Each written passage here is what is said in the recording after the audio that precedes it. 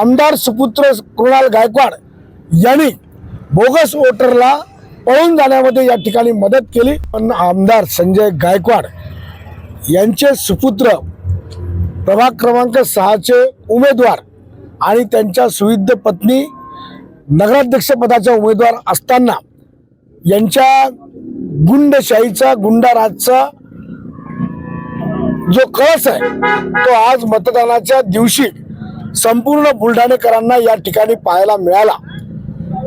एक bogus voter ज्याला अनिल बावस्कर यांनी पकडलं असता व पोलिसांच्या ताब्यात दिल्यानंतर पोलिसांना धक्का देऊन पोलिसांची हुज्जत करून आमदार सुपुत्र कृणाल गायकवाड यांनी बोगस वोटरला पळून जाण्यामध्ये या ठिकाणी मदत केली, त्याला धक्का देऊन पळून जाण्यास प्रोत्साहन दिलं। माझी या ठिकाणी मागणी आहे की ही गुंडगिरी, ही दडपशाही निपटून काढण्यासाठी पोलिसांनी तात्काळ या ठिकाणी या दोन्ही सुपुत्रांवर या ठिकाणी गुन्हा दाखल करावा।